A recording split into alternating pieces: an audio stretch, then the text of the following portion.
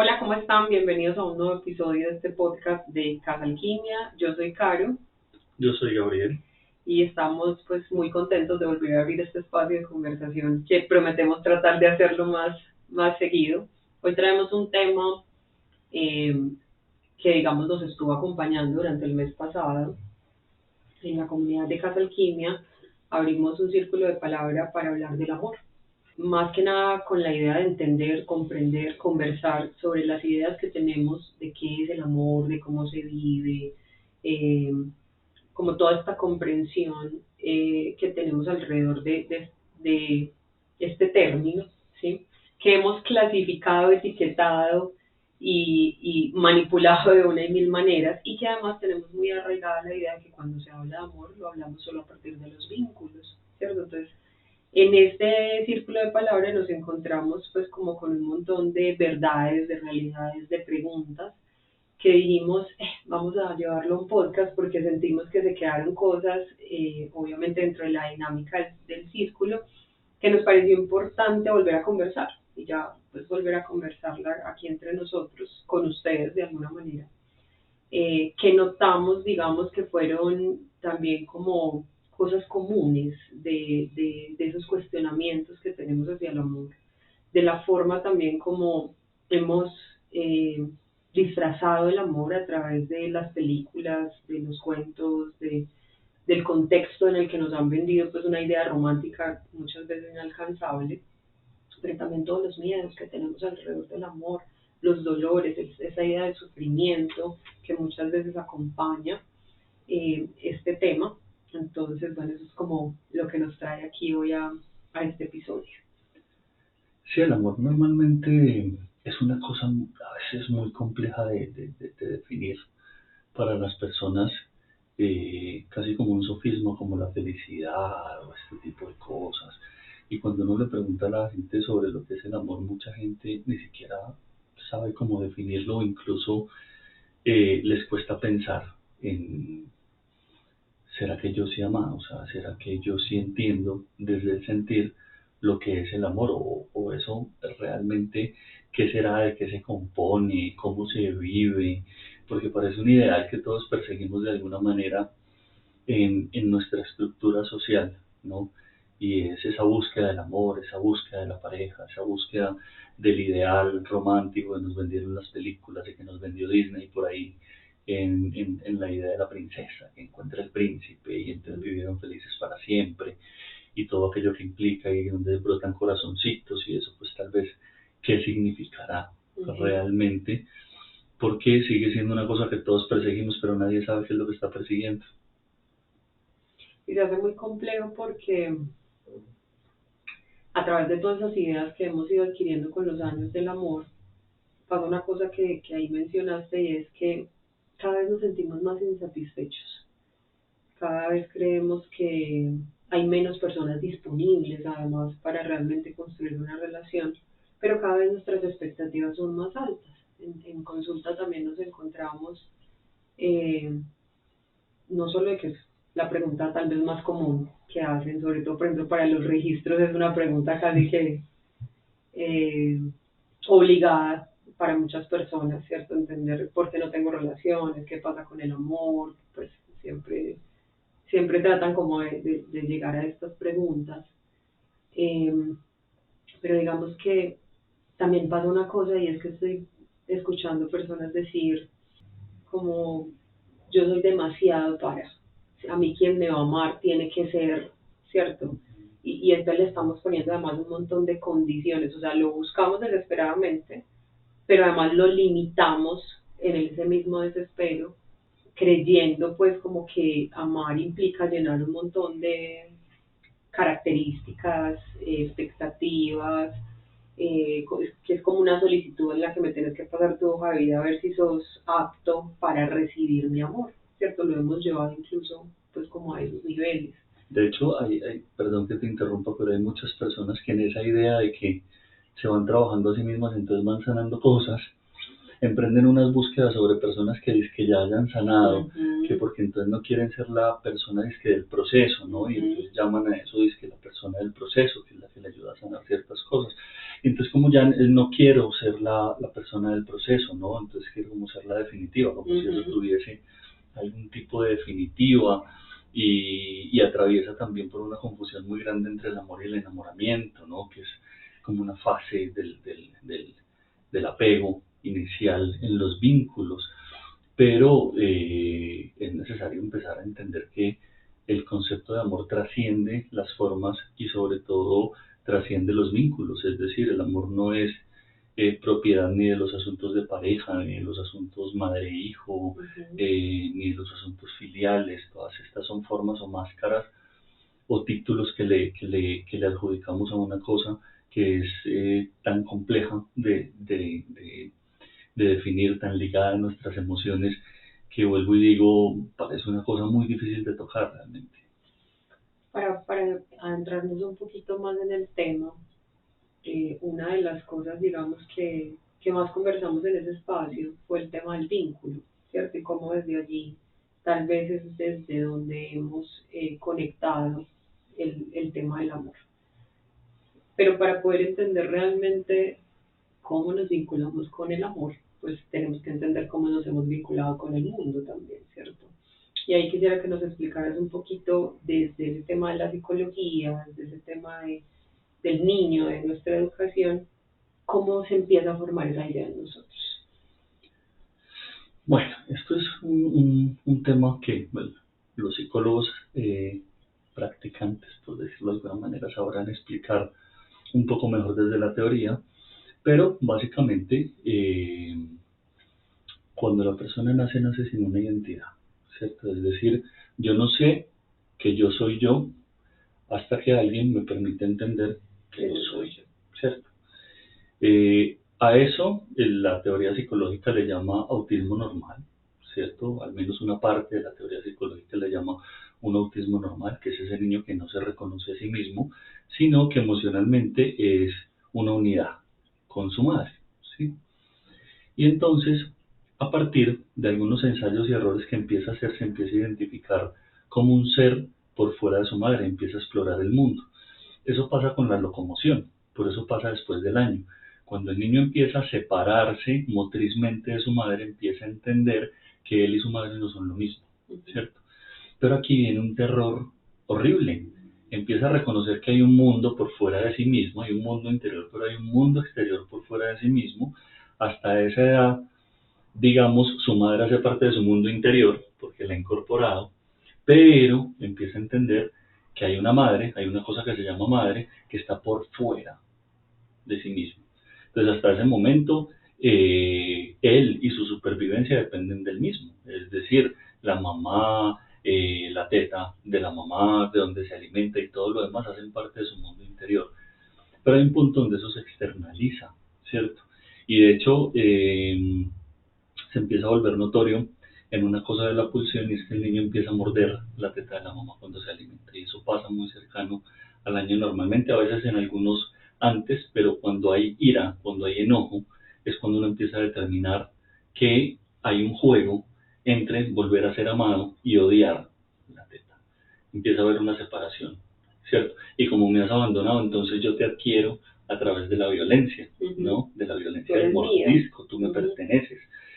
Y empezamos a entender un asunto del apego, y es que empiezo a separarme, tengo una neurosis de separación. La neurosis es como lo que nos enmarca a todas las personas más o menos adaptadas a este mundo, que es que necesitamos del vínculo con el otro, ¿cierto? Entonces esa neurosis es normal cuando salimos del autismo, que es un tipo de psicosis, que es, la psicosis es una representación del interior, simplemente, como obedecemos solo a normas internas.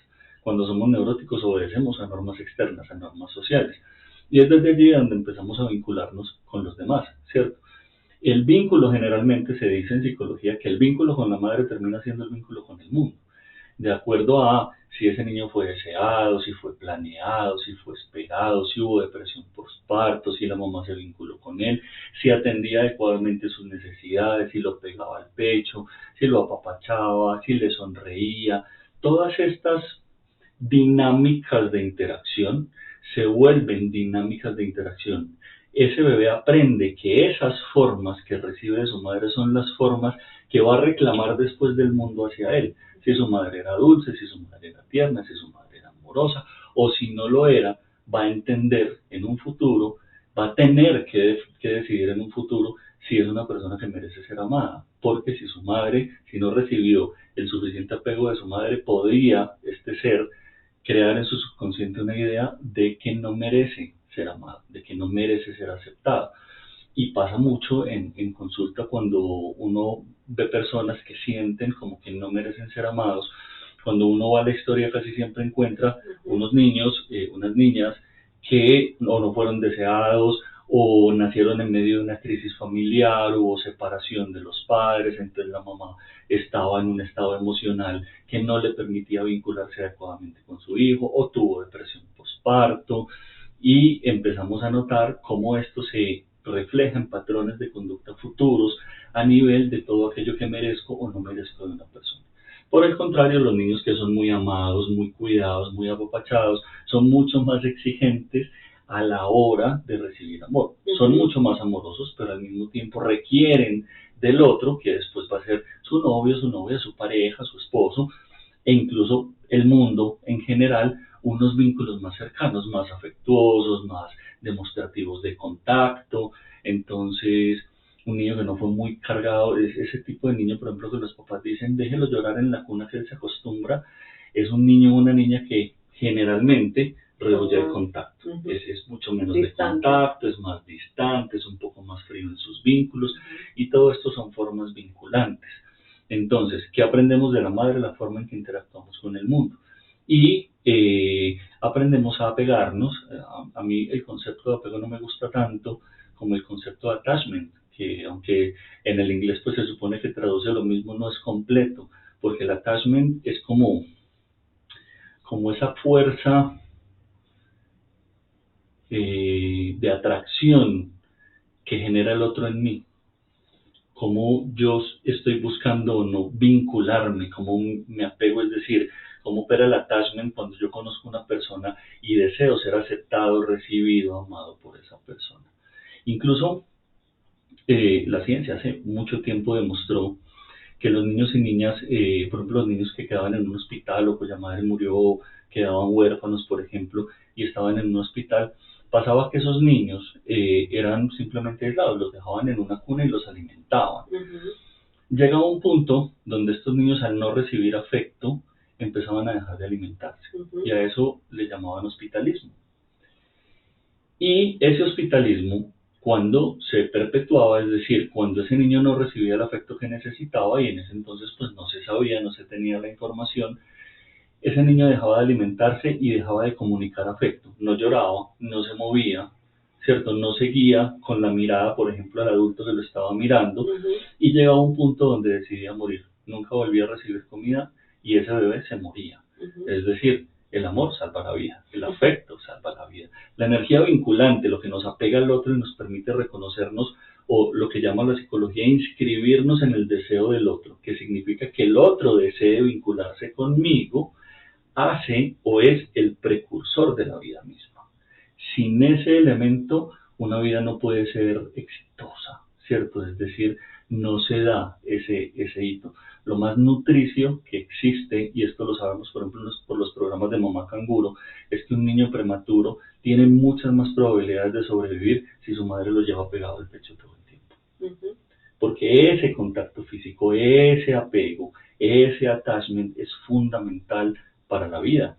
Porque de ahí vamos a sacar que el mundo sí nos acepta. Si mi madre me aceptó es porque el mundo me aceptó. Y como mi madre me ha aceptado es como yo voy a entender que el mundo me tiene que aceptar a mí. Y en consecuencia voy a actuar frente a ese mundo.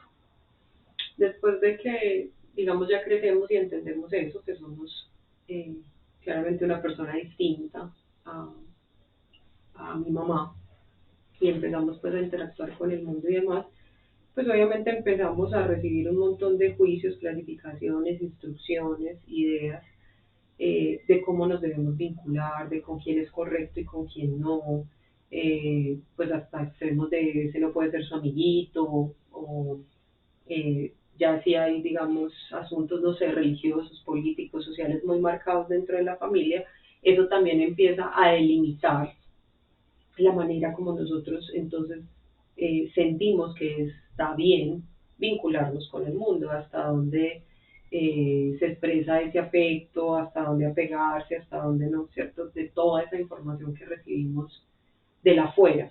Es decir, que la idea que, esto es una pregunta, pues, la idea que nosotros empezamos a generar del vínculo no nos pertenece. No es propia, nunca. Nosotros no venimos con una conceptualización sobre la energía vinculante. Nosotros simplemente tenemos una energía vinculante, que es una pulsión, que es un impulso a vincularnos con el otro. Las formas en que se moldea ese impulso para poder interactuar con el otro son todas mediadas por la sociedad. Todas obedecen a normas sociales traídas desde nuestros cuidadores.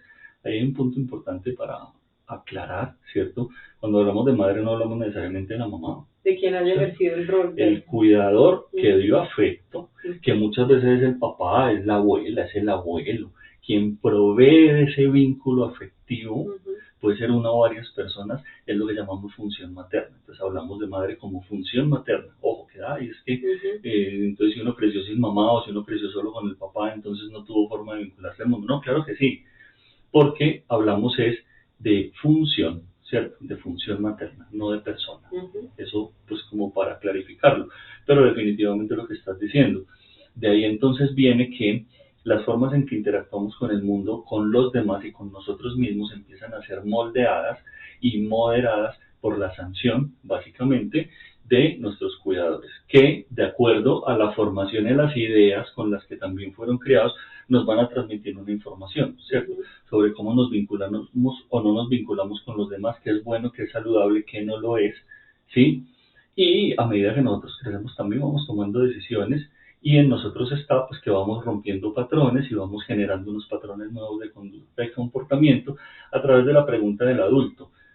En la medida en que la sociedad va moldeando los temas vinculantes, pues nosotros vamos moldeando la crianza también de los que vienen en camino. Entonces, por eso es un proceso evolutivo. Todas las formas vinculantes son procesos evolutivos. Es decir, cuando mi abuelita, que ya no está en este plano, era novia de mi abuelito, yo me acuerdo que ella contaba que ellos ni siquiera se podían coger de la mano, ¿cierto? Y que ya más o menos unos 2-3 días antes de irse a casar, les autorizaban a darse un besito, que porque ya iban a ser marido y mujer, entonces ya no iba a haber un riesgo. Y me acuerdo, por ejemplo, que mi abuelita contaba que a ella la mamá le decía que si le cogía la mano al noviecito iba a quedar en embarazo, ¿cierto? Entonces, no solo son unos temas filosóficos, sino además de mitos. Hay un montón de mitos y cosas que interfieren no solo con las formas vinculantes, sino con la forma vinculante, digamos, por predilección, que es la sexualidad, ¿cierto? En donde un femenino reprimido absolutamente históricamente en su placer, pues se le prohibía sentirse, tocarse, inclusive lavarse, por ejemplo, asearse su vagina. Yo me acuerdo, por ejemplo, que una tía decía que la mamá le decía que no se podía lavar allá y que si se iba a limpiar, se limpiara con un estropajo, con un trapo, que porque eso no se podía tocar. Me acuerdo, mi tía Elvia, que tampoco está allá en este plano, contaba eso, decía, es que a mí mi mamá me decía que uno allá no se podía ni tocar. Y eran mujeres que iban, por ejemplo, al ginecólogo, y estoy hablando de hace unos 50, 60 años, que es muy poco para la historia de la humanidad, en donde ese tipo de mujeres no conocían su vagina. Correcto. Distinto al hombre, que siempre se le permitió jugar con su pene, siempre, es decir, con eso no había problema, pero si la mujer se tocaba su vagina o la observaba o se exploraba, era pecado, eso no se podía hacer, había una represión total sobre ese asunto exploratorio del femenino respecto a su sexualidad y por lo tanto respecto a la forma en que se vinculaba con el masculino. Y hoy todavía lo vemos, es decir, las estadísticas en estudios de sexualidad dicen que alrededor del 70% de las mujeres del mundo nunca han experimentado un orgasmo. Eso por tener un solo ejemplo de lo que opera a nivel de represión y restricción en cuanto a esa parte más sexual, genital, coital del vínculo. Porque si hay que aclarar una cosa, que hay mucha gente que obviamente desde el desconocimiento hablan de Freud como el que hablaba de que todo era energía sexual y que toda conducta era sexual, y básicamente a lo que él se refería es que todo contacto con la realidad, como generaba placer, pues tenía un carácter sexual, ¿cierto? Entonces, pues nunca lo llevó, tal vez hasta allá en sus escritos, pero comerse un helado muy rico que genera placer es sexual. Claro, hay excitación de alguna manera. Claro, pero darle un abrazo a una persona que yo quiero mucho también es sexual. Y no se refiere como tal. No se refiere a lo coital, no se refiere al deseo de la libido, ¿sí? Sino que estamos hablando de la energía vinculante, y es que la energía vinculante es sexual, ¿cierto? Todo aquello que pasa desde mí a través del otro o de cualquier otra cosa que me genere placer es sexual. ¿Cómo se nos va atravesando entonces la idea del amor?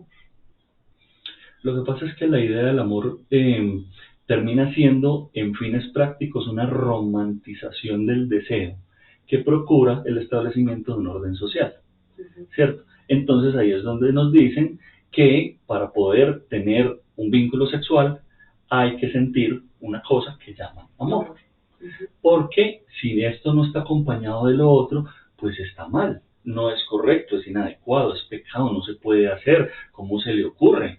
¿Cierto? Eso tiene que estar mediado y tramitado por una cosa que se llama amor. ¿Y qué es eso? Nadie sabe, pero usted tiene que haber construido un vínculo amoroso, ¿cierto?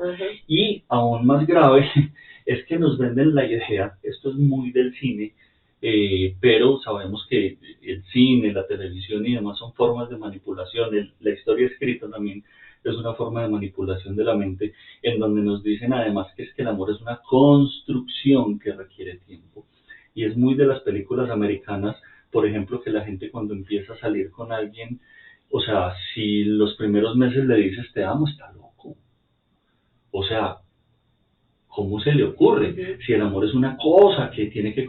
Yo me acuerdo que hace algún tiempo, cuando yo tenía como unos 15, 16 años tal vez, empecé a salir con una niña del colegio que me gustaba mucho. Y yo había salido que llevábamos unos 15 o 20 días saliendo. Y alguna vez en una llamada a mí me da por decirle te quiero mucho. O sea, ni siquiera te amo, pues eso no se le podía ocurrir a uno porque el amor no era una cosa que uno se supone que tuviera derecho a sentir a esa edad. Claro, no, sí. ni tan rápido. Ni tan rápido, entonces como un te quiero mucho. Y eso hizo que esa muchacha no volviera a salir conmigo. O sea, la siguiente visita que fue a la casa de ella, me acuerdo, me sentó por allá en un columpio, yo vivía en una unidad residencial, me dijo, no es que tenemos que hablar, estaba muy seria ese día, y me siento con ella y me dice, es que sabes qué, tú me dijiste que me quieres, ¿y por qué me vas a querer? Es que tú no tienes por qué quererme tan rápido, es que solo hemos salido algunas veces, y pues es que es eso de querer, o sea, ¿cómo que tú me vas a querer? Tú no tienes por qué quererme.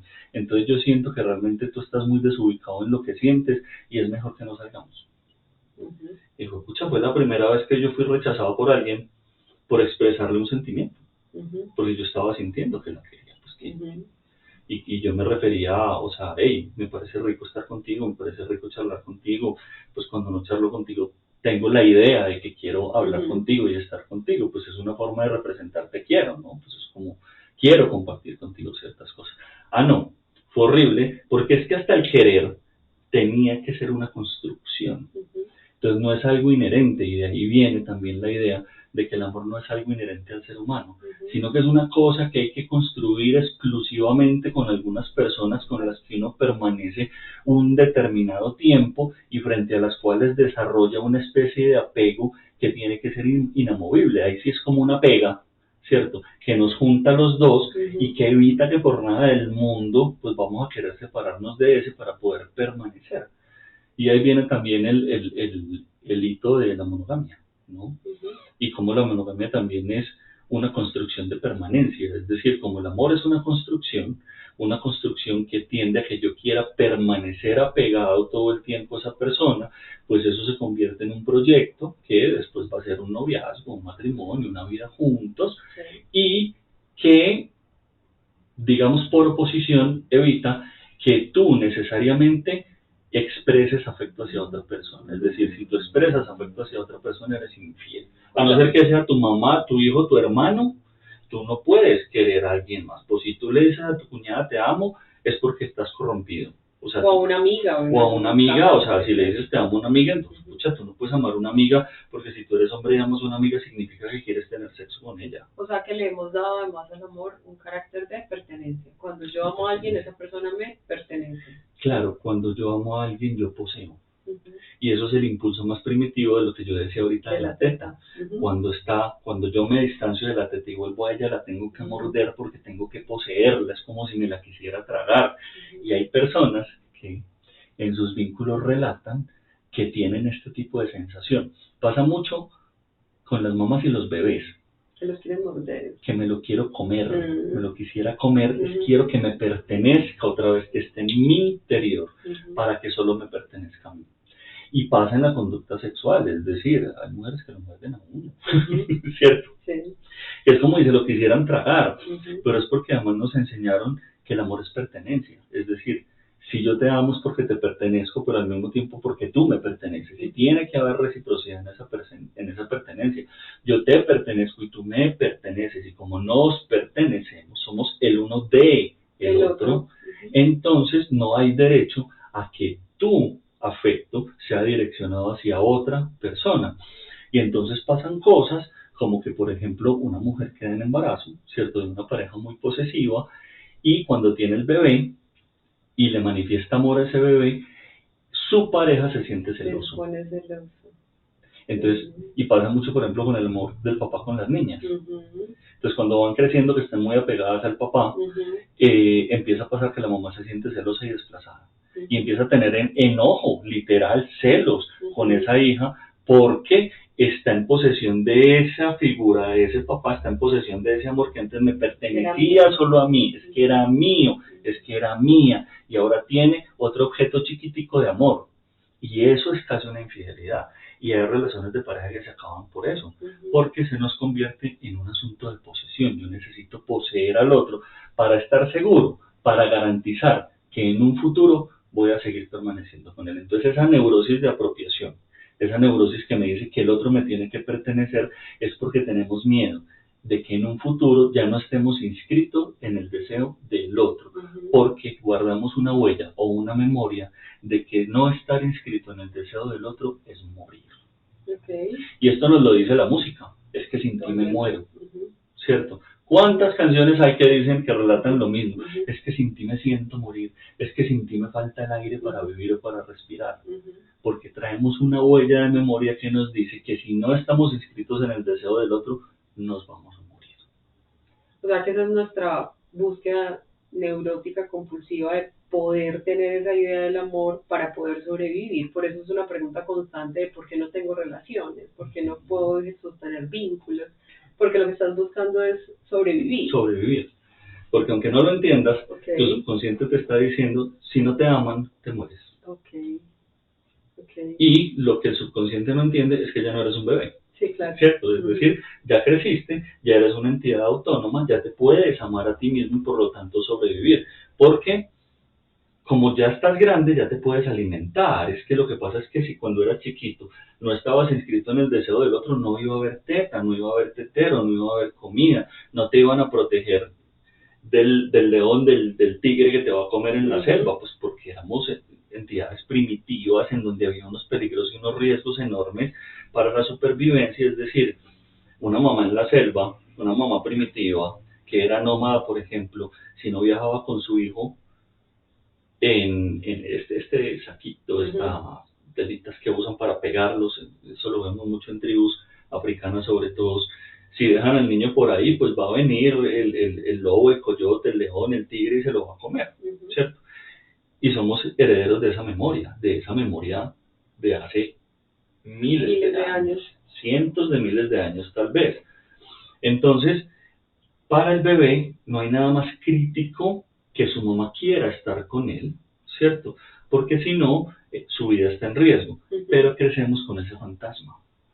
Y como crecemos con ese fantasma, queremos perpetuar la idea de que si no estamos inscritos en el deseo del otro, nos vamos a morir. Y por eso casi todos los duelos afectivos se sienten como una muerte. Es tan doloroso como si me estuviera muriendo. Y la gente dice literal, siento que me voy a morir. Es más, hay gente que deja de comer. Lo que llaman la lipotusa, ¿no? Que bajan hasta 8 y 10 kilos por no comer porque no tienen ni siquiera el deseo de alimentarse, como pasa en el hospitalismo. Pierden hasta el deseo de alimentarse, o sea, se vuelve muy literal energéticamente el asunto, a no ser que tomemos conciencia que somos una unidad autónoma y que podemos darnos ese amor, que si yo estoy inscrito en mi propio deseo, cuando la energía vuelve a mí mismo, si yo estoy inscrito en mi propio deseo de vivir, pues me puedo dar amor y puedo subsistir. Pero eso es algo que está tan arraigado en el subconsciente que si no lo sabemos leer, pues nos parece que simplemente si no estamos vinculados con el otro, si no estoy inscrito en el deseo del otro, hay un riesgo inminente de muerte. En eso que has estado diciendo, noto que pues es algo claro obviamente para nosotros, que además tenemos una idea de, una cosa es el amor que siento hacia mi mamá, o hacia mi papá, o hacia mi hermano, o hacia mi mejor amiga, y otra cosa es el amor que siento hacia mi pareja, que nos hace creer que son sentimientos diferentes. Que lo clasificamos, que nos enseñaron a clasificarlo, que nos enseñaron a pensar que el impulso sexual tenía que estar ligado al amor. Y si el impulso sexual está ligado al amor, pues una cosa es lo que yo siento por mi pareja y otra cosa es lo que yo siento por mi mamá, porque es que por mi mamá yo no puedo sentir un impulso, un deseo sexual, ¿cierto? O por mi amiga yo no podría sentir un impulso, un deseo sexual, entonces qué complejo. Entonces empezamos a clasificarlo, ¿sí? Pero el impulso sexual no reconoce familiaridad, eso es un asunto simplemente de la estructura. Y de hecho, cuando uno lee, por ejemplo, la historia de la sexualidad de Foucault, se da cuenta, dicen que en más del 70% de las culturas del mundo, al momento donde fueron escritos, obviamente, los libros, había endogamia. Claro. Y la iniciación sexual se hacía por parte de los padres o del líder de la tribu o de un abuelo o de una figura representativa para ese menor, y ocurría más o menos a los 12 o 13 años. Eran los padres o eran los familiares los que iniciaban sexualmente a la persona, y eso hoy nos parece una atrocidad, y en algún sentido, pues para la cultura de hoy lo es, porque aprendimos que eso era traumático, que eso era una vulneración de derechos, y entonces aprendimos que eso es un trauma para nosotros y que es atroz, pero no es atroz porque lo sea, es atroz porque aprendimos que lo es, ¿cierto? Y ahí es donde hay que entenderlo también.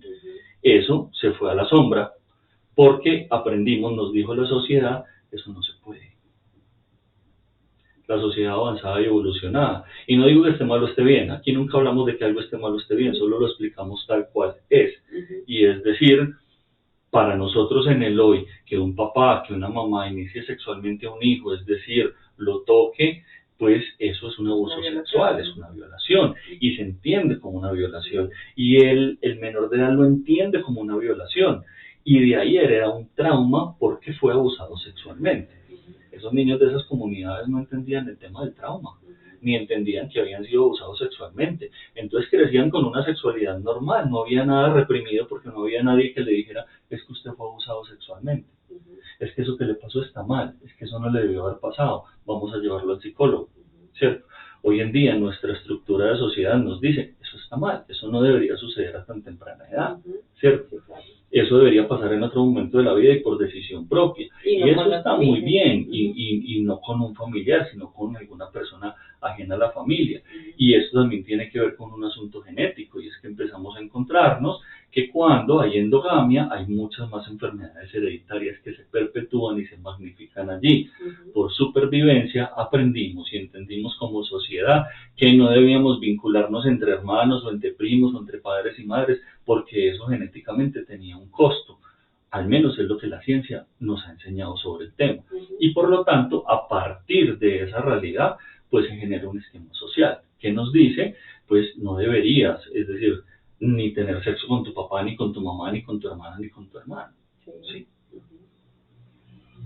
Y está claro pues que a nivel psicológico, a nivel de trauma, pues eso tiene muchas consecuencias, pero digamos que mi pregunta era, esa clasificación que hacemos, la hacemos precisamente por esas, digamos, normas sociales que tenemos, ¿cierto? Que nos dice que como el sexo está vinculado al amor y yo quiero tener sexo contigo, por tanto el amor que siento por ti es distinto al que tengo por estas otras personas, porque con ellas no quiero, o me reprimo el deseo que tengo porque son mis amigos y no mi pareja, para ponerlo en esos términos. y por ende entonces el amor es distinto. Y se usaba mucho, yo me acuerdo, estaba pelada, que cuando me vas a dar la pruebita de amor, ¿cierto? Que era tener sexo, sí. ¿cierto? Como si eso fuera una prueba de algo realmente relacionado con el amor. Y claro, todo esto además alimentado por el contexto religioso en el que hemos crecido, el contexto pues, económico, social y demás, que nos sigue diciendo y delimitando las formas en las que nos debemos vincular y lo que se espera de nosotros además a partir de esos vínculos. Tú decías ahorita una cosa y es, las películas y los cuentos de hadas nunca mostraban el qué pasaba cuando se casaban y vivían felices para siempre. Y a partir de ahí pues nos dejaron una puerta para que nosotros nos imagináramos pues todo lo que quisiéramos imaginarnos a partir de, pero claro, es que si tú miras la estructura del cuento, la princesa había pasado un montón de tragedias, ¿cierto? No había podido rescatarse sola de ninguna manera, tenía una madrastra malvada siempre a su lado que le estaba haciendo la vida imposible, que le estaba diciendo no sos amada, no sos deseada, no mereces este puesto, ¿cierto? Y llegaba el príncipe pues a rescatarla de todo ese sufrimiento, a devolverle su lugar, lo que también de alguna manera nos enseña como que el hombre es el que nos da, o la pareja es el que nos da lugar, ¿sí? Y pues además es una cosa que si tú lo miras en los cuentos de hadas, que yo creo que se ha ido perdiendo también de alguna manera, pero por esa ilusión, y es que solo un beso del verdadero amor, dicen la mayoría de los cuentos, era lo que iba a rescatar a estas princesas, que nunca habían visto al príncipe generalmente, ¿cierto? O una vez, o un par de veces, esos señores no tuvieron una relación larga, no tuvieron un noviazgo largo, o sea, Cenicienta perdió el zapato, el man la buscó y apenas el zapato se lo midió, se casó con ella, ¿cierto? A Blancanieves la despertó con el beso y se la llevó, o sea, ahí no había construcción de nada como ahora nos dicen que se supone que tiene que pasar. Pero claramente pues nadie nos contó qué siguió, ¿cierto? Cuando Blancanieves se despertó al otro día y vio al príncipe despelucado, pues ¿qué sintió? ¿Cierto? Es que es el tema de la forma en que nos idealizan el amor, ¿no? Pues porque, vuelvo y digo, el amor es una construcción idealizada, muy tormentosa, muy compleja, porque es decir, realmente no sabíamos si cuando el príncipe fue a darle el beso a Blancanieves después de que fue envenenada por la bruja, pues el príncipe estaba medio mueco, tenía mal aliento, había andado todo el día por ahí comiendo y entonces pues, cierto, tenía comida entre los dientes y entonces parece como que hubiera usado Listerine pues el muchacho y se hubiera cepillado antes de ir a encontrársela, o si era feo, narizón, si olía maluco, echaba desodorante, perfume, qué sé yo, es decir, nos muestra simplemente un asunto ideal y perfecto que no existe, que no es real. Ahora, hay que entender que hemos mal entendido que el fin último del amor o la mayor expresión de amor es el sexo. Y yo creo que no, eso sí. Es decir, el fin último, la mayor expresión del amor no es el sexo, es la sexualidad. Es una cosa distinta, porque entendemos sexo como coito, pero la sexualidad, como estaba diciendo ahorita, no es coito, ¿cierto? Entonces la mayor expresión vinculante es el tacto y el contacto con el otro, ¿cierto? Que hay teorías de la psicología que nos hablan de esa importancia del tacto y del contacto. Y vuelvo a esto de las mamás canguro, ¿cierto? Que el contacto con el hijo, el contacto piel a piel, es lo que permite que ese hijo decida vivir o no, y el que le permite pelechar, ¿cierto?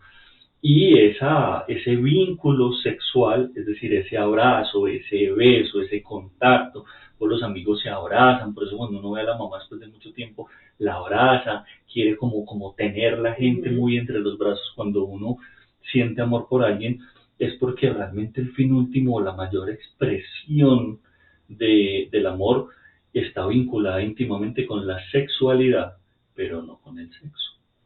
Ahí sí lo podemos separar, ¿cierto? Porque me parece en todo caso que es una confusión. Vinculamos el amor con el sexo y no con la sexualidad. Cuando nosotros vinculamos el amor con la sexualidad, lo desmitificamos del asunto coital. Y digo yo, entonces, o puedo entender que yo puedo amar a una persona y querer contacto a través de la sexualidad, que es el contacto humano con esa persona, y aún así no estar digamos, en la búsqueda de la satisfacción sexual coital con esa persona. Pero es que yo creo que ahora que lo mencionas, el principal problema es que yo creo que no sabemos cuál es la diferencia entre sexo y sexualidad. Pues eso es una cosa que además también nos han metido como en el mismo paquete. Pero a uno no le explican que el tema del contacto, del abrazo, del beso, ¿cierto? Que no busca el, la relación sexual coital, como le estás diciendo, hace parte de la expresión de la sexualidad. Claro, es decir, claro. La sociedad me dice con quién puedo tener sexo y con quién no, ¿cierto? Pero la sociedad no puede determinar con quién ejerzo mi sexualidad o con quién no, y ejercer mi sexualidad es tener vínculo físico con esa persona. La sola conversación, el encuentro de las personas que hoy se ha perdido tanto por aquello de las redes, pues, y la tecnología y lo demás, que es tan vital, tan importante que este documental de Netflix de las zonas azules, ¿recuerdas que lo vimos hace algún tiempo? Viven es porque viven en compañía. Viven porque viven en comunidad. Esa es la magia de la comunidad. Y se comprueba que uno de los factores de la longevidad, aparte del movimiento y de la alimentación, tiene mucho que ver con que son personas muy cercanas, de comunidades donde todo el tiempo se encuentran, comparten juntos, viven con amigos, hay mucha amistad, se reúnen en diferentes casas a cenar, a preparar alimentos, a compartir distintas cosas. Hay mucho vínculo, hay mucho contacto, y ese contacto es vivificante. Ese contacto es el ejercicio de la sexualidad que prolonga la vida y la existencia. Que, ojo, no es sexo. Estamos hablando de sexualidad, más no de sexo. Y ahí hay que hacer la distinción total, porque el sexo es otra cosa que nada tiene que ver con el amor. Más allá de que si cuando siento amor por una persona y tengo además deseo sexual y ejerzo mi deseo sexual coital con una persona, pues puede ser más chévere, puede ser más significativo, pueden vivenciarse otras emociones muy chéveres, no significa que el sexo esté íntimamente ligado al amor, como lo enseña la religión, como pretende la sociedad entregarnos. ¿Qué debemos hacer entonces, o cómo empezar un poco a desmenuzar todo esto para poder entender qué es el amor? Qué buena pregunta. Bueno, la pregunta es muy interesante, porque entonces lo que debemos entender del amor, o por lo menos la forma en que yo lo he comprendido, y hablo de mí pues para hablar en primera persona, es que el amor es básicamente la fuerza que nos vincula con todo aquello que existe, ¿cierto? Es una energía vinculante, y es una energía vinculante que no necesita un proceso, ¿sí? Hablamos, por ejemplo, cuando hablamos de pareja, del tema del enamoramiento, ¿no? Pero pues esto es, digamos, una larga conversación para otro momento, pero básicamente a veces tendemos a confundir el amor con el enamoramiento, porque creemos que si yo tengo una fuerte afinidad y un interés de apego con otra persona, es porque la amo, ¿cierto? El amor no se expresa en el interés de apego o materialización de la energía sexual coital en otra persona, ¿sí? Es más, generalmente la etapa de enamoramiento suele estar desprovista de la idea de amor, porque es más fuerte esa parte química, sexual, que es la que nos conduce a lo que llamamos enamoramiento, que una amiga por ahí lo define muy bonito como en el enamoramiento, ¿cierto? Y es como engañamos y tratamos de parecer muy perfectos y manipulamos para poder ganarnos el favor de inscribirnos en el deseo del otro y poder acceder a lo que nosotros queremos sobre esa otra persona. Cuando el amor demanda algo de otra persona, no es amor, y lo único que hace es alimentar el ego, ¿cierto? Cuando yo estoy tratando de adquirir algo de un otro, no estoy amando realmente. Solo estoy alimentando mi ego, que me dice que yo debería ser digno de ser amado. Y para entenderme digno de ser amado, tengo que resultar atractivo, atrayente para la otra persona. Si yo soy capaz de atraer a otra persona, soy digno de ese amor. Y todo eso es una fantasía del ego, de este personaje de la existencia con el que venimos, que viene en una idea de dualidad. Y es, venimos Y se nos olvida cuando venimos a esta existencia que somos unidad. Y que al ser unidad no necesitamos inscribirnos en el deseo del otro, porque somos unidad, no estamos separados del otro. La idea de separación es lo que nos permite vivir la experiencia de la existencia. Y en esa idea de separación buscamos unirnos al otro a través de algo que creemos que es el amor. Y ahí estructuramos lo que son los lenguajes del amor, las formas del amor, las expresiones del amor y todo lo que procura que yo permanezca inscrito en el deseo del otro. Sin embargo, el amor no es nada de esto, ¿sí? El amor es una verdad que habita en nosotros y es que somos unidad, ¿sí? Se dice por ahí muy bonito que Dios es amor. Y si yo quiero entender realmente lo que es amor, tengo que entender que yo no estoy separado del otro y por lo tanto no estoy separado de Dios. Entonces esto suena muy a veces dogmático, religioso, pero no tiene nada que ver con ningún dogma religioso. La verdad de lo que nosotros somos es que somos unidad con lo divino. Y como unidad con lo divino significa que nosotros somos divinidad encarnada en un cuerpo humano para tener una experiencia humana, ¿cierto? Y esa experiencia humana es una experiencia de separación. Eso nos hace creer que al estar separados del otro necesitamos ser dignos de recibir amor. Pero eso es solo una idea del ego como el personaje que viene a jugar este juego, ¿no? Pero el amor persiste en nosotros porque nosotros somos divinidad encarnada. Nosotros, todos nosotros somos divinidad encarnada. Es decir, somos energía divina encarnada en un cuerpo humano. Y eso significa que el amor nos habita. Pero no estamos acostumbrados a entender que nosotros somos amor y que estamos llenos de amor, ¿sí? Y que esa representación del amor es ese deseo que tengo yo de vincularme con todo lo que existe. Entonces yo puedo amar una persona, pero puedo amar un perrito, pero puedo amar una planta, pero puedo amar el bosque, pero puedo amar la montaña, pero puedo amar el viento, pero puedo amar la música, pero puedo amar la comida, las sensaciones que esta me da, ¿cierto? Yo amo el arroz con huevo, a mí me encanta, me fascina, me produce placer, esa vinculación. Entonces el amor es la energía vinculante que se desprende de mí hacia el otro, ¿cierto? El amor tiene una sola dirección. Esto se lo escuché una vez muy bonito a Sebastián, un primo tuyo, que decía, hay que entender que el amor va en una sola dirección, y es muy real, el amor va en una sola dirección, porque nace de mí, que soy el ser que ama, como divinidad, y reconozco que el otro y todo lo otro que existe es divinidad, y al reconocerlo como divinidad, entonces es digno de ser amado, ¿cierto?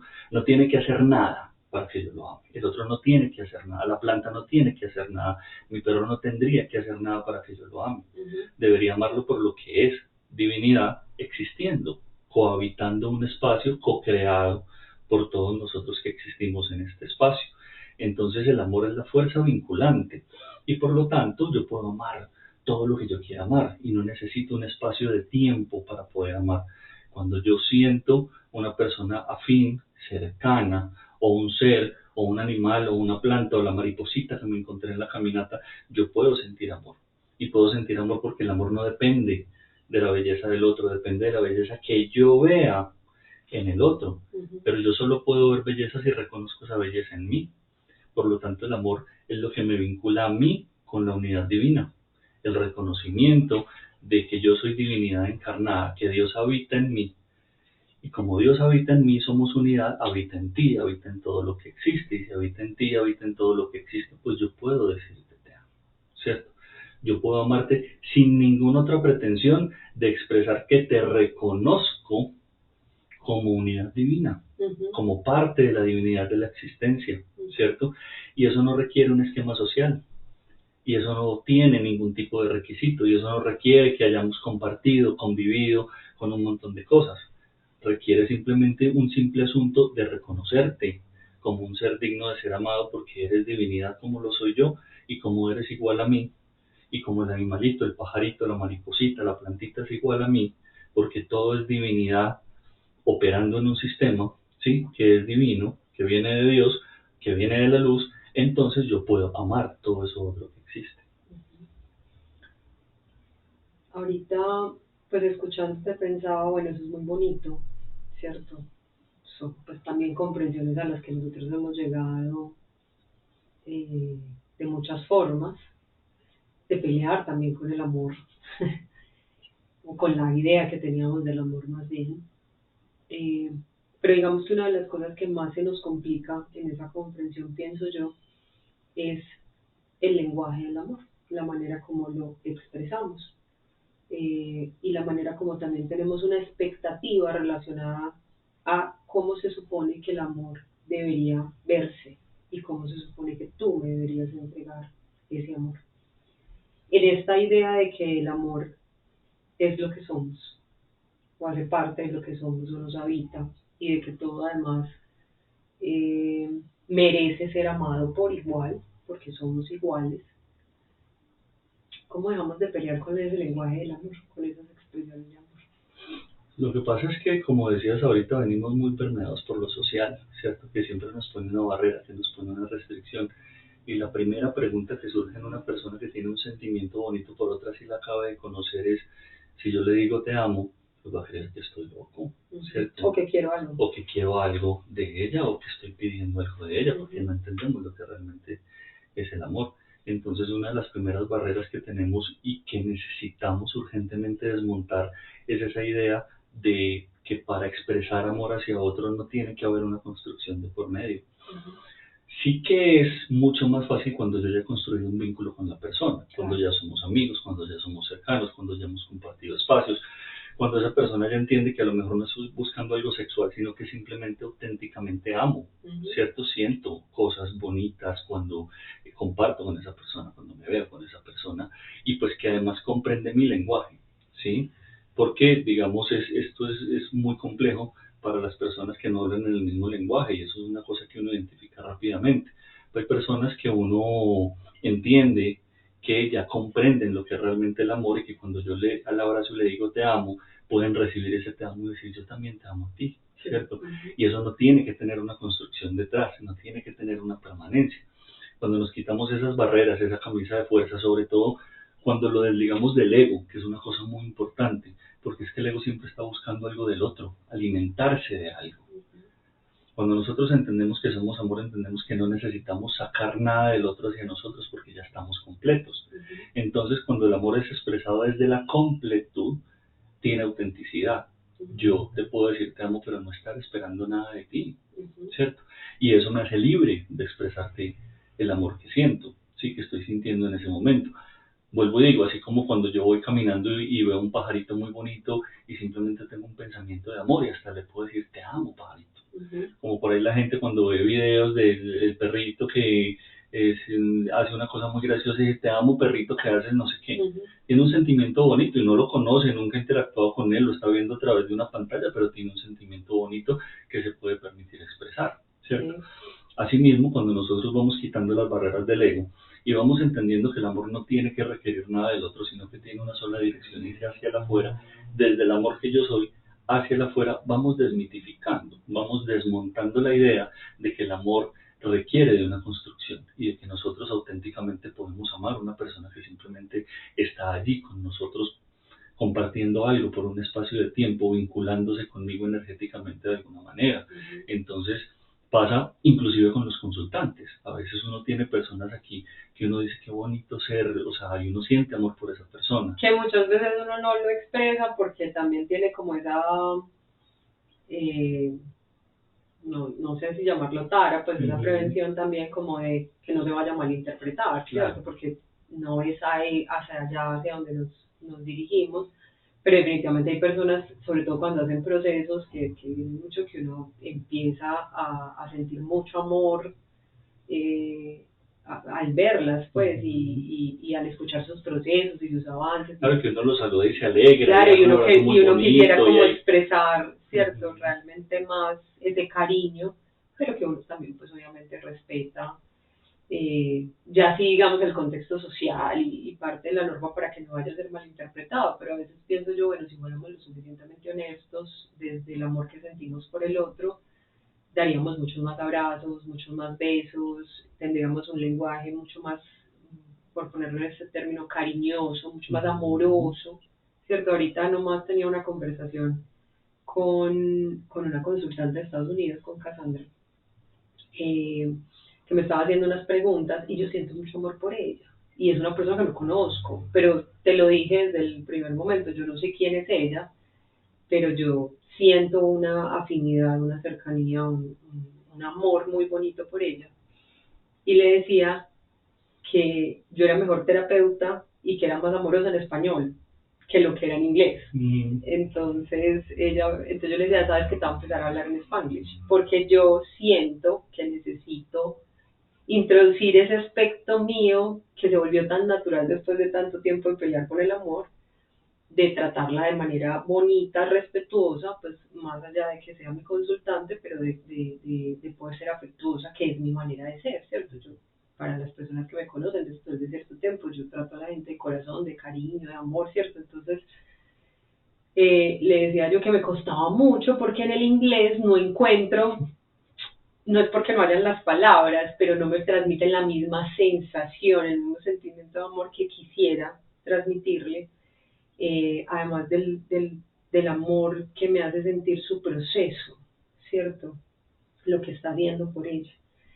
Yo siento que escuchándote toda esa delimitación que hace nuestro ego de la forma en la que debemos amar, debemos ser amados y esa idea de que el amor es más o menos un asunto transaccional desde el ego, ¿cierto? Si yo te amo, tú me vas a dar. De esa misma manera, entonces, reprimimos nuestro lenguaje del amor para que encaje un poco en eso que está permitido o permitido por nuestro ego, ¿cierto? Porque nos encontramos con muchas personas que no son capaces de dar un abrazo, que no son capaces de dar un beso. Yo era una de esas personas, ¿cierto? Que no lo hacía no porque no sintiera ganas de hacerlo, sino porque tenía mucho miedo a ser rechazada en esa expresión de amor, ¿cierto? Entonces lo guardaba solo para personas con las que ya se había ese proceso de construcción y que un poco habían pasado como todas las pruebas, ¿cierto? Que no eran más que maneras de asegurarme de que no iba a ser rechazada por esa persona. Cuántas cosas dejamos pasar, dejamos de expresar, dejamos de vivir, porque nos da miedo precisamente aceptar que hay momentos en los que después de compartir 5 minutos con una persona sientes amor hacia esa persona, sientes esa afinidad hacia esa persona, que como bien dices, no es porque quieras construir nada con ella, no es porque te estés imaginando una pareja, no es porque le quieras pedir nada, sino simplemente porque si es algo que nos pertenece, si es algo que nos habita, pues lo más natural es que lo sintamos todo el tiempo, pero también es como que hemos también castigado de alguna manera las personas que son así, o sea, son locas, son enamoradizos, no tienen los pies en la tierra, como así que van amando a todo y a todo el mundo, y como que eso también lo hemos puesto en la sombra, ¿cierto? Y en esa calificación de que eso está mal. Una de las cosas que, por ejemplo, más vemos cuando acompañamos a las personas con la medicina es que todo el mundo se ama. Y ahí en ese momento nadie está pensando si va a ser raro expresarlo, pero es una certeza de que el amor es lo que nos une, de que el amor es lo que salva, como decías ahorita, de que el amor es el que nos conecta y entonces aman a las personas que estaban ahí al lado y aman a los árboles que están en el bosque y empiezan a entender que todo lo que los vincula a esta realidad es el amor. Y es el amor que no se han permitido sentir ni por ellos ni por nada más. Claro, lo que pasa es que parte de la magia de la medicina es que en muchos sentidos puede permitirle a la persona expandir su conciencia al punto de entender la unidad, recordarle que somos divinidad en unión. Y cuando recordamos que somos divinidad en unión, vemos a todos con belleza. Ya no los vemos desde la crítica, ¿no? Ya no los vemos desde el juicio, ya no estamos juzgando su apariencia, si es bonito, si es feo, si está bien vestido, si está mal vestido, si se expresa bien o se expresa mal, ¿cierto? Cómo habla, cuál es su acento, cuál es su tono. Ya dejamos de ver las formas del ego, ¿cierto? Y vemos la verdad que hay detrás del otro, esa divinidad que hay detrás del otro. Entonces, somos capaces de ver belleza en el otro a pesar del personaje. Lo vemos más allá del personaje porque lo reconocemos como nos reconocemos a nosotros mismos. Entonces ya no estamos juzgando. Acabas de decir una cosa muy tesa. Somos capaces de ver la verdad del otro más allá del personaje. ¿Cómo hacemos eso en la vida cotidiana? pasa es que en la vida cotidiana lo que tenemos que hacer todo el tiempo es recordarnos que somos unidad, ¿cierto? Y sobre todo es un proceso muy bonito que uno inclusive le propone a los consultantes dentro de los procesos y es, empieza por dejar de juzgar, porque el juicio es la mayor limitación que tenemos para poder entregar amor. Cuando nosotros juzgamos estamos dejando de ver al mundo con los ojos de la belleza, para empezar a encasillarlo dentro de los esquemas sociales, la estructura del ego, ¿cierto? Cuando nosotros somos capaces de dejar de juzgar, entonces ya no juzgamos la pinta, ya no juzgamos la apariencia, ya no juzgamos si es un habitante de calle, ya no juzgamos la actividad a la que se dedica esta persona, ya no juzgamos al personaje, podemos ver divinidad detrás de ese personaje. Pero todo viene del juicio. Cuando nosotros aprendemos a soltar el juicio, entre menos juzgamos, más belleza podemos ver en el otro. Finalmente, lo que pasa es que hay una cosa que hay que entender y es que somos divinidad encarnada y por lo tanto todos los caminos conducen a Dios. Todos los caminos son divinos y son sagrados. Cuando nosotros entendemos eso, no juzgamos a nadie, no criticamos a nadie, no criticamos así sus nos formas. parezca impensable para uno. Así nos parezca impensable desde la estructura del ego. Ojo, al ego le parece impensable. Sí. Pero al alma que yo soy, a la divinidad encarnada que yo soy, no le puede parecer impensable. Porque para Dios no hay nada indigno de amor, nunca. ¿Cierto? Mientras nosotros permanecemos en el amor y en la luz de Dios, podemos ver a través de las formas del ego el amor que el otro representa. Ya no necesitamos una medicina. Necesitamos perdonarnos a través de perdonar al otro. Necesitamos empezar a dejar de juzgarnos a través de dejar de juzgar al otro. Y por lo tanto entender simplemente que todos los caminos conducen a Dios. Y si todos los caminos conducen a Dios, pues toda existencia es sagrada. Y como sagrada yo puedo ver belleza dentro de eso que esa persona está haciendo. Y cuando yo veo belleza, puedo comulgar con esa belleza y tener un sentimiento bonito. Voy a tirar una pregunta que hacen las personas acá cuando solemos explicar eso, y es, ¿y cómo miro con amor o cómo encuentro belleza en el que mata? Pongámoslo en un contexto nacional para nosotros. En la guerrilla, en el que ha puesto bombas, en el que está asesinando. ¿Cómo hago para mirar ahí eso con amor? Claro, lo que pasa es que tenemos que entender, y por esto, digamos, uno de los principios que rigen además esta casa alquimia es la compasión, que es algo de lo que hablamos mucho, y es, esas personas han venido con un propósito, ¿sí? Han venido con un propósito de su alma, y es un propósito de luz, aunque no lo parezca. Difícil. Es un propósito difícil, claro, y es difícil de entender desde la estructura del ego. Cuando nosotros nos salimos de la camisa de fuerza del ego, podemos reconocer belleza aún en esos aspectos de las personas y sentir compasión por el camino que han decidido venir a hacer en favor del propósito de ascensión de esta humanidad, porque sin esa dosis de sufrimiento no podemos encontrar verdad en el amor, y eso es lo que venimos a ejercitar en esta experiencia. Por eso se nos olvida lo que somos, por eso somos esclavos de la dualidad y por lo tanto del ego. La dualidad, la separación es ego. Cuando yo me siento separado, me siento una unidad, ¿cierto? Separada de otra unidad, eso se llama ego, ¿sí? Cuando yo entiendo que somos divinidad, estamos hablando de unidad, estamos hablando del alma, estamos hablando de Dios. Y entonces yo puedo entender que por más que esa persona se haya dedicado a las drogas, a robar, a la guerrilla, a un montón de cosas, pues es el camino que vino a seguir y ese camino tiene un propósito. Y ese camino lo que nos permite es tener experiencias difíciles que nos permitan encontrar el camino de retorno al amor de Dios que somos, que habita en nosotros. Me hiciste acordar de un tema que generó cierta controversia cuando lo tocamos en el círculo, y era que decíamos precisamente que no podemos saber lo que es el amor si no vivimos el sufrimiento, o si no vivimos lo que no es el amor. Y que una de las cosas más complejas de entender por qué esta vida se siente tan difícil es porque precisamente aquí aprendemos desde lo que no es para entender lo que sí es. Entonces claramente pasamos por un montón de experiencias donde no vivimos el amor para poder entender lo que es el amor.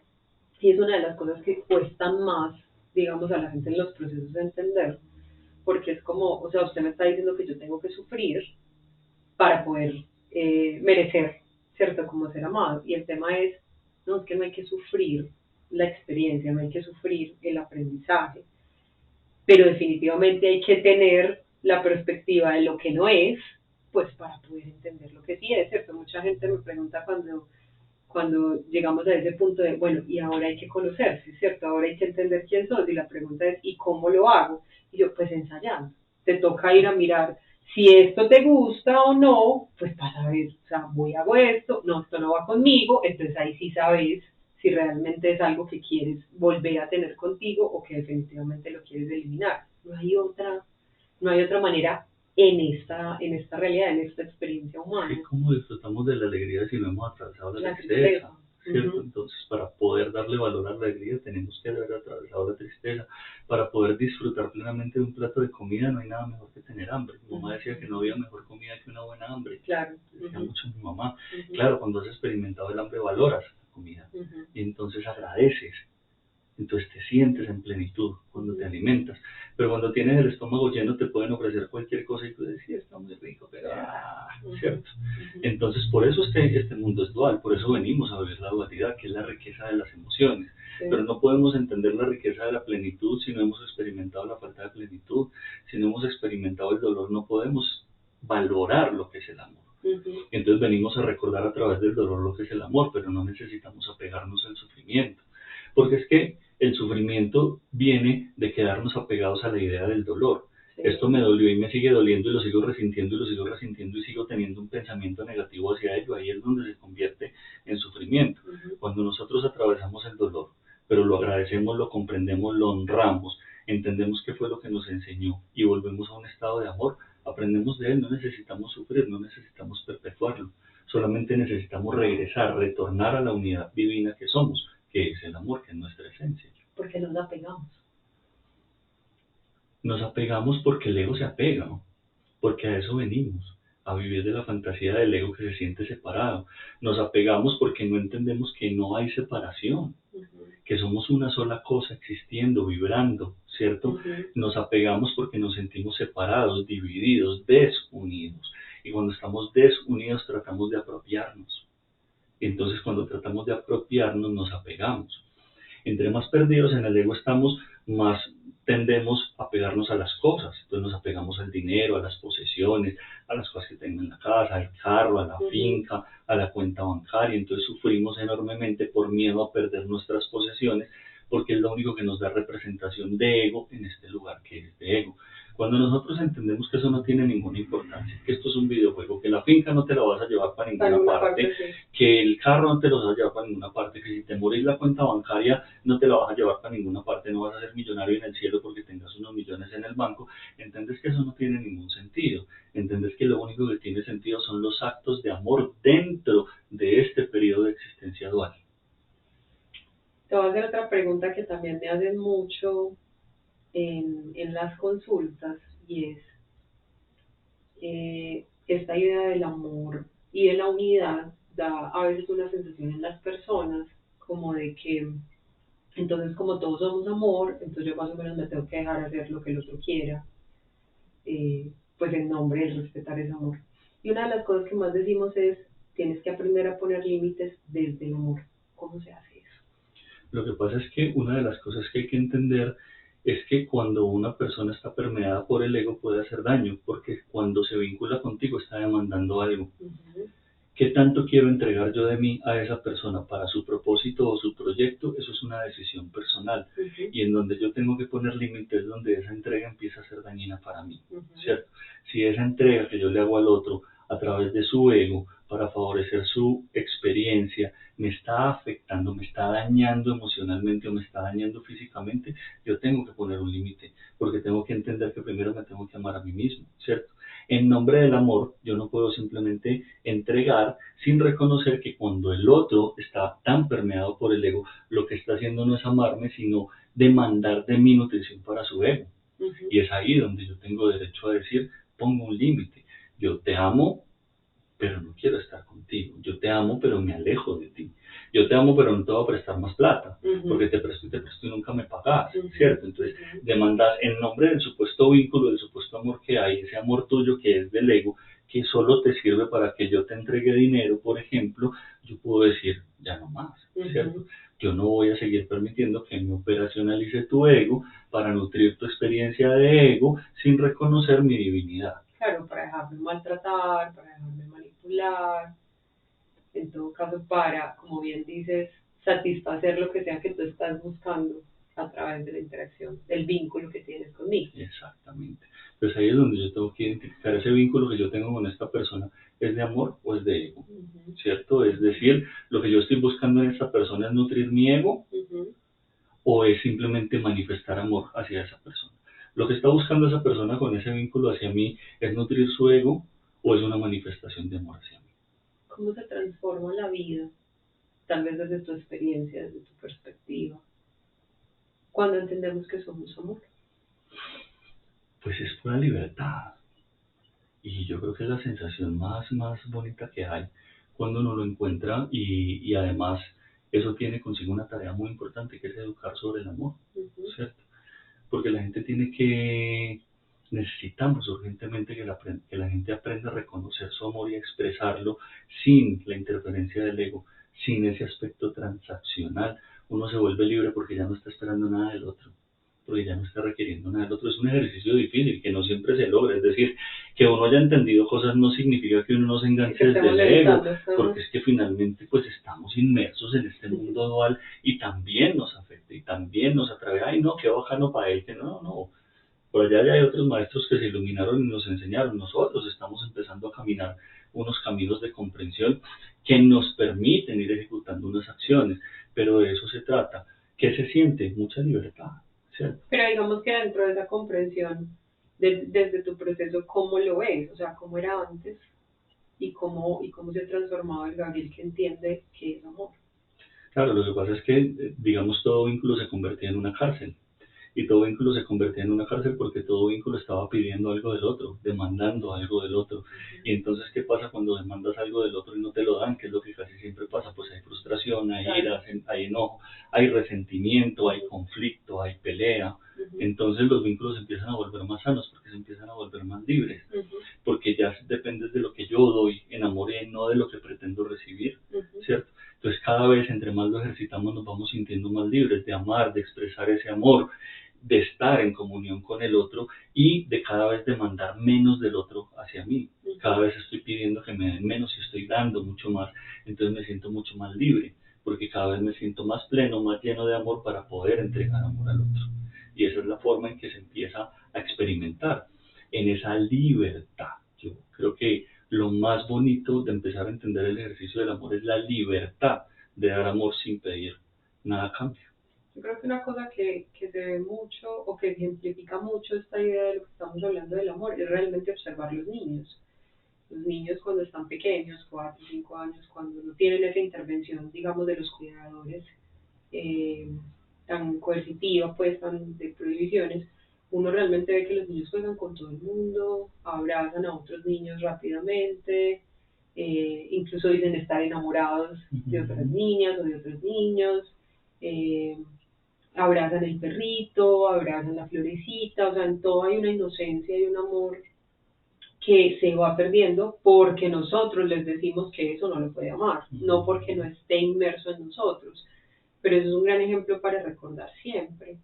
Ahorita escuchaba a un mayor de las comunidades indígenas de la Sierra Nevada de Santa Marta que decía que ellos conservan la inocencia de los niños por ahí hasta los 18 años si les es posible, porque entienden que es lo más sagrado que podemos conservar y trabajar para que un niño realmente se conecte de una manera sana, de una manera buena vibra, decía él, con la naturaleza, con el mundo, con su familia y con todo. Entonces ellos no están en ese tema, digamos, como nosotros ya más en las ciudades, de juzgar, de clasificar y todo, sino de hacer todo lo que sea posible porque la inocencia se conserve. Y cuando ven que hay un niño que a corta edad se está como enamorando, se está como yendo, ¿cierto? Como por otros lados, ahí mismo lo llevan, digamos, a otros lugares donde los mayores, a otras conversaciones, a escuchar más cantos, a reflexionar más, a pensar más para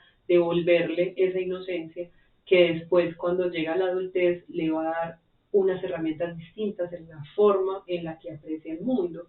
Y yo creo que a nosotros eso es lo primero que cortamos. lo primero que con lo que peleamos es con la inocencia del niño y le empezamos a decir todo a tu alrededor es peligroso, cuídate, y empezamos a transmitirle, a darle un montón de miedos que tenemos nosotros, pero que dentro de la esencia del niño no existe. Es que coartamos su libertad desde la crianza, les empezamos a direccionar sobre quiénes tienen que ser, cómo tienen que ser, cómo tienen que actuar, qué es lo que quiero yo de ti. Y creemos que eso es amar, amigo, ¿cierto? Sí. Entonces, a mí a veces me preguntaban, yo algún tiempo trabajé en crianza y me preguntaban cuál es la mejor forma de direccionar a un hijo para que tenga una vida productiva, para que sea alguien en la vida. Y yo le decía a la gente, mire, yo lo único que he tenido toda la vida por decirle a mi hija es ser feliz. Y nada más. Pero a los pelados les enseñamos a ser suficientes desde maneras muy operativas, desde muy pelados. Es decir, los amamos si les va bien en el colegio, los amamos si son juiciosos, los amamos si se portamos bien desde lo que nosotros consideramos que es portarse bien, que es ser sumisos, que es no discutir, que es no pensar por sí mismos, que es no tener criterio propio, y cuando tratan de tenerlo los violentamos para que no lo tengan. Después detestamos ese niño que se convierte en adulto y es sumiso y se deja hacer de todo el mundo. Pero usted es que es bobo. Claro, pero es que así lo crié, ¿cierto? Y entonces, ¿yo por qué he permitido toda la vida que mi hija me debata? Mugrosa, ya va a cumplir 18 años y se atreve a contestarme y a tratarme de maneras muy informales. Y la gente cuando a veces ve eso, una relación como rara, y es una relación de mucho amor, en donde hay mucho respeto, pero donde lo único que yo le he inculcado toda la vida es ser feliz. Haz lo que te haga feliz. Actúa conforme a eso, a lo que es el amor, a lo que te hace feliz, a lo que te llena de alegría. Porque yo no tengo ninguna expectativa. Cuando yo pongo mi expectativa en el otro, estoy poniendo mi ego, mi personaje en el otro. Entonces no la estoy amando. Solamente estoy descargando mi ego de mi personaje en el otro para poder a través del otro vivenciarme. Escuchaba esta semana en un podcast una señora en España, una psicóloga, que decía que el peor daño que le podemos hacer a los niños de nuestra sociedad, los papás, es precisamente heredarles y obligarlos a que ellos cumplan los sueños que nosotros no pudimos cumplir, y que decíamos además que lo hacíamos en nombre del amor, ¿cierto? Y yo pensaba, bueno, eso no solo lo hacemos con los niños, lo hacemos con nuestras parejas. Todo el tiempo queremos que la pareja sea lo que yo no puedo hacer por mí, lo que yo no pude lograr. Y muchas veces los impulsamos, los presionamos, les pedimos que cambien todo el tiempo en nombre del supuesto amor que les tenemos. Es que el ego siempre se está proyectando en el otro. Eso es todo lo que hace el ego, proyectar mi deseo en el otro para poder recibir algo a cambio. Funciona a todo nivel en todos los vínculos. Siempre demandamos del otro, proyectamos eso que tengo al interior como carencia en el otro para que el otro me lo resuelva. Eso es muy egoísta, eso es muy egocéntrico, ¿cierto? Eso es una función del ego. El amor no tiene esa característica o ese tinte del ego. El amor no direcciona a nadie hacia las formas de entregar amor, pero sí educamos a la gente en lo que es amar. Y le educamos para que la gente aprenda a salir a la calle también a entregar amor, a convertirse en amor, a ser compasivo, a mirar a los otros con ojos de amor, a reconocer la divinidad en el otro. Muchas veces es un proceso, ¿cierto? Y en la interacción con el otro es un asunto que hay que también identificar. Es decir, y a por veces ejemplo, uno dice, tu ego no me está dejando reconocer ninguna divinidad en ti. Total, absolutamente, pues también pasa mucho, pues, y nos desubican enormemente, pero que recuerdo en este momento un consultante que además lo amo mucho por el proceso tan lindo que viene haciendo, que es un consultante, un hombre con mucho temor a acercarse a los hombres por asuntos de su historia y que no soportaba estar solo con un hombre o que un hombre lo tocara siquiera el contacto con un hombre. Las primeras citas él ni siquiera me miraba, decía, no soy capaz de mirarte porque siento mucho miedo. Y hoy en día me abraza, ¿cierto? Hemos ido educando el amor en esta persona, le hemos ido enseñando un poco a transmitir ese amor que tiene adentro y que quiere dar, lo que se está muriendo por salir, porque eso pasa con todos. Estamos muriendo de las ganas de expresarle al mundo amor, pero no sabemos cómo hacer eso, porque no fuimos educados para eso, para reconocer que somos seres que amamos y que podemos amar y que podemos ser libres de entregar amor, libres de todo juicio, de todo prejuicio, de toda estructura o norma social. ¿Qué es entonces el amor? Más allá de que ya dijiste que es una energía vinculante. A mí me gusta pensarlo, creo que ya lo dije 2 o 3 veces en esta conversación, pero me gusta pensarlo como ese reconocimiento de Dios en mí, de mi divinidad. Entender que Dios me habita y Dios es amor, por lo tanto yo soy amor. Y cuando yo reconozco la divinidad en mí, reconozco la divinidad en el otro. Entonces, y ahí sí, un poco más espiritualmente hablando, cuando hablamos de Dios como el yo soy, ¿cierto? Y trasciendo el yo soy de las formas a entender la completud de la mónada, que es cómo todo se integra con todo, puedo entender que ese yo soy es un yo somos. El gran yo somos es el nombre de Dios en esta tierra, ¿cierto? Yo soy lo que soy, es decir, soy esta esencia divina encarnada en un cuerpo humano que contiene un ego o que está contenido dentro de un ego. El amor es poder reconocer esa divinidad en nosotros, ¿cierto? Para poder reconocer esa divinidad en los otros como un yo somos. Si yo somos divinidad, pues yo somos amor y el amor va de aquí hacia allá, hacia allá, hacia allá, hacia todas partes. Entonces es la energía vinculante que deviene del reconocimiento de la divinidad en mí y por lo tanto de la divinidad en ti. ¿Qué sientes tú que le pasaría a este mundo si recordáramos eso? Pues sería un mundo radicalmente distinto, porque sería un mundo que se reconocería en el plan divino, ¿cierto? En que todas las almas tienen un camino y el camino es el mismo. Venir a tener una experiencia dual de separación para poder reconocerse en el amor y entonces todo aquel que está separado dentro de su cápsula de ego podríamos sentir compasión por ese otro y darle amor para que pueda entender que puede salir de la camisa del ego y ser libre de las ataduras del ego para poder vivir en amor y en plenitud. Entonces haríamos menos daño, seríamos más compasivos, nos ayudaríamos más los unos a los otros, tendríamos un mundo más solidario, con menos guerras, con menos conflictos, con menos envidia, porque ya no estaríamos buscando quitarle al otro lo que le pertenece, sino que honraríamos la pertenencia del otro y por eso daríamos sin medida. Entonces tendríamos un mundo tan solidario que ni siquiera requeriría del dinero, porque ya no sería un mundo transaccional, no requeriríamos de la transacción del ego, requeriríamos simplemente de la entrega del amor a través de reconocernos como divinidad. Sería un mundo radicalmente distinto. Y ya para cerrar, una pregunta tal vez capciosa. ¿Dirías tú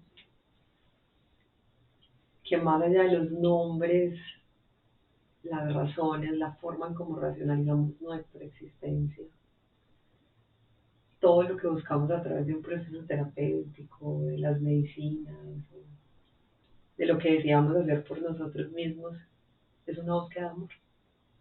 Sí, para simplificarlo, sí, porque todo lo que busca una terapia es entender aquello que nos está doliendo, por lo cual hemos decidido sufrir, para dejar de sufrir por ello. Sobre todo la terapia nos permite entender que no necesitamos sufrir, que todo está en el pensamiento y que hemos aprendido a pensar, a identificarnos con el dolor y el sufrimiento para poder subsistir. Y es muy mágico cuando las personas muy rápidamente dejan de identificarse con su historia dolorosa y empiezan a tener gratitud y reconocen la belleza que encarna cada una de las interacciones que ha tenido con cada una de las personas, por dolorosa que ha sido. Y cuando se reconoce en eso y reconoce la divinidad, la gracia divina, en ese vínculo, en esa tarea que el otro vino a hacer conmigo, entonces simplemente ya no hay dolor, lo resignificamos y lo trascendemos. A eso le llaman sanación. Y otros le llaman sanación cuántica. Y bueno, eso ha salido un montón de nombres todos raros sobre un asunto muy simple, que es dejar de sufrir, entender el dolor, ¿cierto? Entender lo importante, lo sagrado que me ha proveído el vínculo con el otro, así haya parecido como doloroso, para poder aprender a reconocerme a mí mismo como divinidad, como unidad completa, ¿cierto? Pero completa en tanto que somos completud entre todos. Y entonces en ese sentido no hay nada que sufrir. Y en ese sentido nos permitimos atravesar el dolor desde la observación de las emociones humanas. Como cuando nos montamos a la montaña rusa, nosotros nos montamos a la montaña rusa y no nos bajamos diciendo esa curva desgraciada, cómo me hizo sentir de mal, ese susto se me pegó esa caída. No, simplemente vivimos la emoción, la trascendemos, pero no nos entendemos violentados por ella, entonces no nos quedamos doliéndola, ¿cierto? Sí, sí, Entonces no nos quedamos pateando sufriéndolo, y rusa. también nos quedamos sufriéndolo que cuando lo comprendemos nos volvemos a montar en la O montaña no, rusa. pero con O tranquilidad. decimos que no, pero en paz, no estamos ofendiendo a nadie, no estamos insultando a nadie, no estamos renegando de la montaña rusa, solo digo, no, esa montaña rusa estuvo muy dura, yo ahí no me monto, ¿cierto? O, uy, estuvo muy duro, pero me quiero volver a montar, qué nota, va a ser rico, ¿cierto? Honramos la experiencia que tuvimos, por tormentoso o difícil que haya parecido a nuestros ojos, sobre todo desde ese personaje, desde ese ego construido. Por eso, no es que podamos eliminar el ego, pero podemos aprender a observarlo. Y no buscamos eliminarlo. Y no buscamos eliminarlo, porque, claro, también pasa que se volvió muy de moda en los caminos espirituales erradicar el ego. Pero si erradicas el ego, erradicas tu esencia humana, entonces te pierdes de la experiencia, no puedes erradicar el ego. Bueno, no es que no puedas, realmente puedes, y realmente algunas vertientes del hinduismo y el budismo hablan de erradicar el ego, es decir, de no vincularse, de no pegarse, y entonces de no vivir las emociones de la vida. Y cuando uno lee a Siddhartha, aprende un poco de estas doctrinas que hablan inclusive de no comer, no comas, no ames, no sientas, no te vincules, para que puedas permanecer en plenitud. ¿Y qué plenitud es esa si no estás obteniendo no ningún fue ahí donde aprendizaje? encontró la iluminación. No fue ahí donde encontró la Spoiler, iluminación, sí, es decir, él encontró la iluminación en las prácticas humanas, en vivirse como un ser humano y aprender a no apegarse al dolor, no a no apegarse a la experiencia humana, sino a no apegarse al dolor. O sea, sanar es volver al amor. Sanar es volver al amor. Quedémonos con esa frase entonces. Gracias por estar aquí, gracias a todas las personas que nos escucharon hasta el final. Los invitamos también a que nos dejen comentarios, si hay algo que quieran opinar sobre nuestra conversación, preguntar, algún tema a sugerir para que tengamos en estas conversaciones, pues todo es bienvenido y nos vemos en un próximo episodio. Muchas gracias por escucharnos y aguantarnos toda esta conversación. Espero que haya servido un poco de ilustración, de utilidad, y ámense, dedíquense a amarse y amar esta vida que, más allá de las dificultades que nos propone, sigue siendo bella. Los amamos.